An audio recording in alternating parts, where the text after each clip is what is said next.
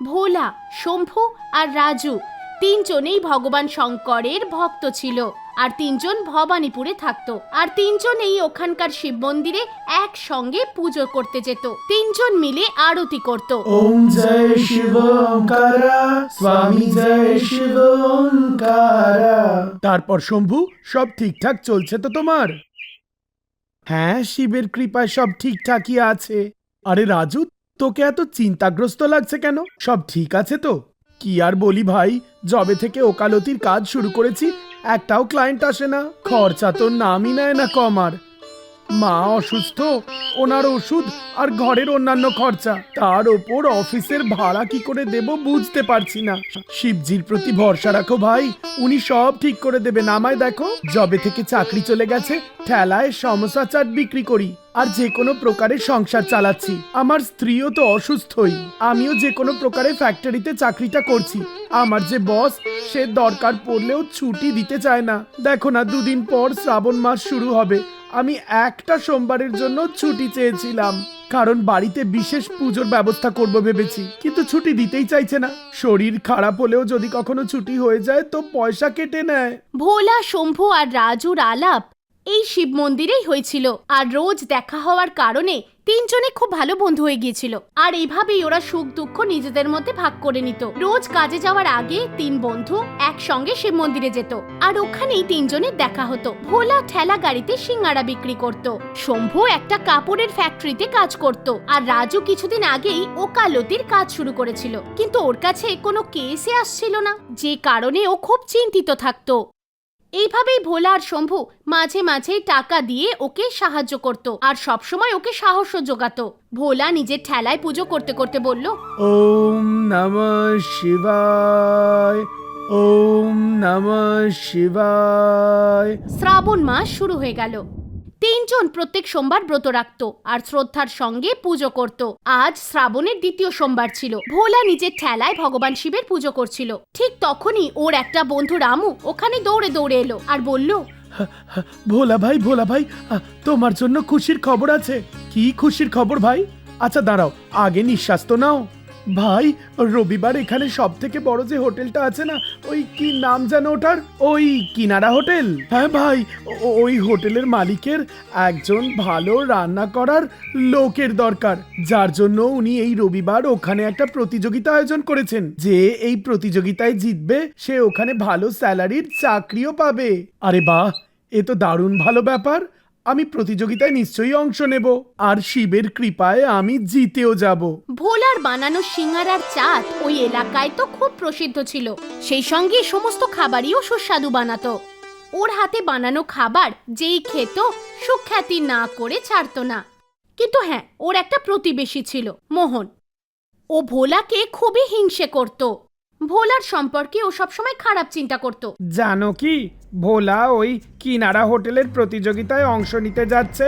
ওর পুরো বিশ্বাস রয়েছে যে ও জিতেই যাবে, কিন্তু আমি তো এমনটা হতে দিতেই পারি না। তুমি কি করার কথা ভাবছো গো? আমিও তো চাই যে ও যেন না জেতে, কিন্তু তুমি করবেটা কি আমাকেও একটু বলো। তুমি শুধু দেখে যাও গিন্নি, এমন চাল চালবো না যে কেউ ভাবতেই পারবে না। একদিকে মোহন ভোলার বিরুদ্ধে ষড়যন্ত্র করছিল, ওদিকে রাজুর কাছে কোনো ক্লায়েন্ট আসছিল না, যে কারণে বিরক্ত হয়ে ও নিজের অফিস বন্ধ করে দিল আর বাড়ি ফিরে গেল। আজও কেউ আমার কাছে এলো না। অফিসের ভাড়া কি করে দেব আর বাড়ির জন্য খাবার দাবার কি করে নিয়ে যাব? হে ভোলানাথ, আমায় হিম্মত দাও ভগবান, কোনো রাস্তা দেখাও ভগবান। ওদিকে ফ্যাক্টরিতে শম্ভুও খুব চিন্তিত ছিল।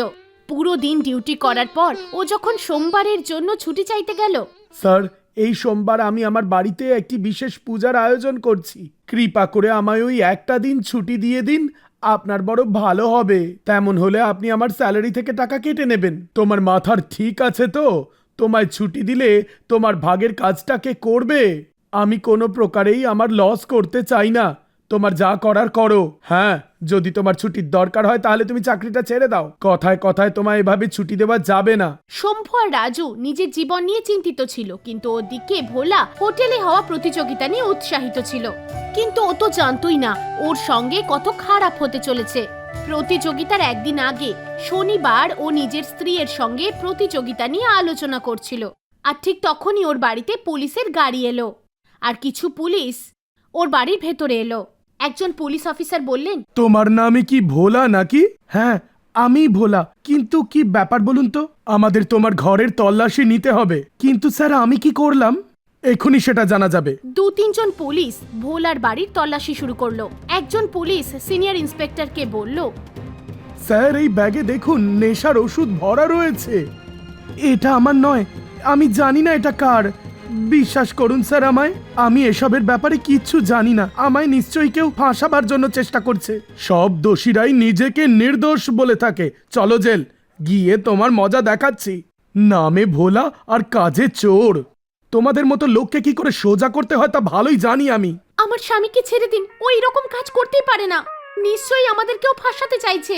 ভোলা আর ওর পরিবার পুলিশের সামনে কাঁদতে থাকলো, কিন্তু পুলিশ ওদের একটাও কথা শুনলো না আর ভোলাকে নিয়ে গিয়ে জেলে বন্দি করে দিল। অন্যদিকে ওর প্রতিবেশী মোহন আর ওর স্ত্রী আনন্দে আত্মহারা হয়ে গিয়েছিল। আরে বাহ, তুমি তো কামালি করে দিলে, মানতে হবে তোমায়। কি চাল চেলেছো। এবার নিক প্রতিযোগিতায় অংশ আর জিতুক। আসলে মোহন একটা মেডিকেল স্টোরে কাজ করত, যেটারই সাহায্যে ও নেশার ওষুধের একটা ব্যাগ ভোলার বাড়িতে রেখে দিয়েছিল আর ওই পুলিশে ফোনও করেছিল। এদিকে জেলে বন্দী হয়ে ভোলা খুব কাঁদতে থাকলো, ভগবান শঙ্করকে ডাকলো। হে ভগবান, আমি কি এমন পাপ করলাম যার সাজা আমায় এখন পেতে হচ্ছে? তুমি তো জানো ভগবান, আমি কোনো ভুল কাজ করিনি।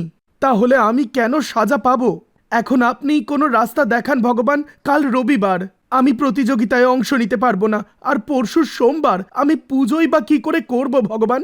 ভগবান শিবের এই 3 ভক্ত খুব চিন্তিত ছিল।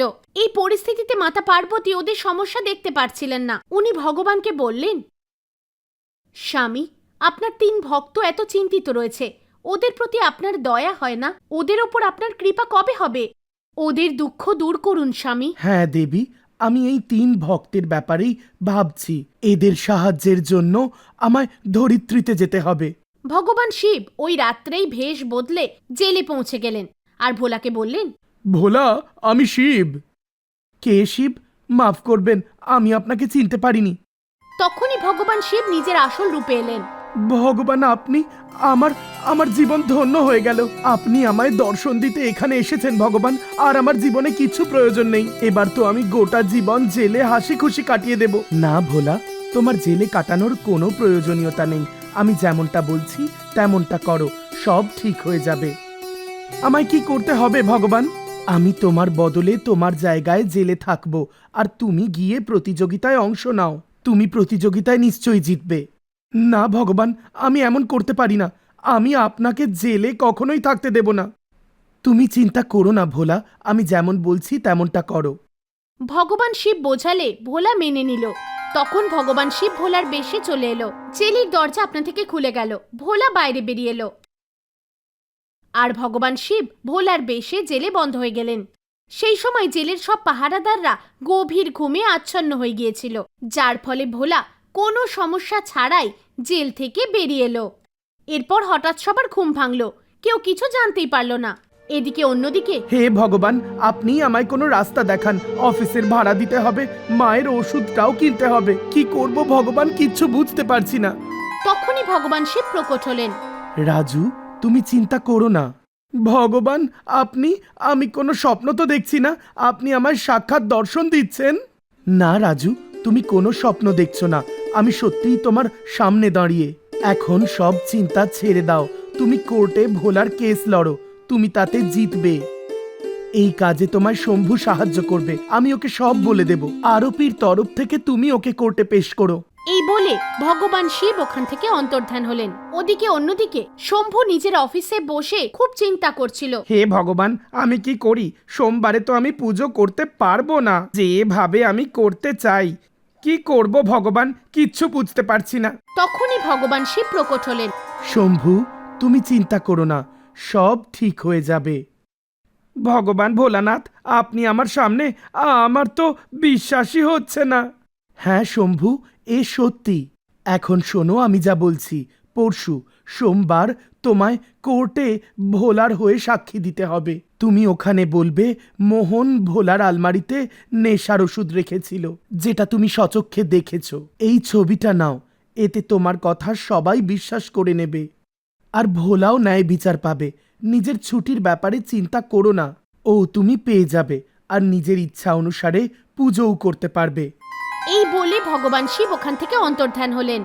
অন্যদিকে ভোলা রবিবার হোটেলে হতে যাওয়া প্রতিযোগিতায় অংশগ্রহণ করলো আর ও জিতে যায়, আর যার ফলে ওই হোটেলে ভোলার 25,000 টাকার মাইনের চাকরি হয়। অন্যদিকে ওর জায়গায় জেলে ভগবান শিব বন্দী থাকেন। রাতে ভোলা জেলে আসে আর ভগবান শিব ওখান থেকে অন্তর্ধান হন। জেল আপনা আপনি বন্ধ হয়ে যায়। জয় ভোলানাথ, আপনার কৃপা এভাবেই সবার মাথায় থাকুক। অন্যদিকে ওই রাতেই শম্ভুর ফ্যাক্টরিতে আগুন লেগে গেল। ওই সময় শম্ভু ডিউটিতে ছিল। ও সবাইকে বাইরে বেরিয়ে আসতে সাহায্য করে আর আগুন নেভাতেও সাহায্য করে। বস খুব খুশি হয়ে যায়। শম্ভুর কারণে ফ্যাক্টরির বেশি ক্ষতি হয় না। সোমবারে ফ্যাক্টরির মেরামতের জন্য ছুটি দেওয়া হয় সবাইকে। এরপর সোমবার কোর্টে ভোলাকে নিয়ে আসা হয়। রাজু ওর কেস লড়ে। সাক্ষী দেওয়ার জন্য ওখানে শম্ভু আসে। সমস্ত তথ্য প্রমাণ করে যে ভোলা নির্দোষ। মোহনকে কোর্টে ডাকা হয় আর ওকে শাস্তি দেওয়া হয়, আর ভোলাকে জেল থেকে মুক্তি দেওয়া হয়। জাজ নিজের রায় দিতে দিতে বলেন, সকল সাক্ষ্য প্রমাণের ভিত্তিতে এটাই দেখা যাচ্ছে ভোলা নির্দোষ। ওকে তাড়াতাড়ি সসম্মানে মুক্ত করা হোক। আর মোহন যে ওর বিরুদ্ধে এমন ষড়যন্ত্র করেছিল, তাকে 2 বছরের জেলের সাজা দেওয়া হলো। এদিকে ভোলার কেস জেতার জন্য রাজুর ব্যাপারেও অনেক লোকজন জানতে শুরু করে, আর যে কারণে ওর কাছে ক্লায়েন্টের কমতি হয় না। ওর কাছে প্রতিদিন কোনো না কোনো কেস আসতেই থাকে। ওদিকে শম্ভুর প্রমোশন হয়। ভোলা, শম্ভু আর রাজু নিজের জীবনে খুব খুশি থাকে। শ্রাবণ মাসে 3 বন্ধু খুব মন দিয়ে পূজা পাঠ করে। এবার ভগবান শিবের প্রতি ওদের শ্রদ্ধা আরো অনেক বেড়ে যায়।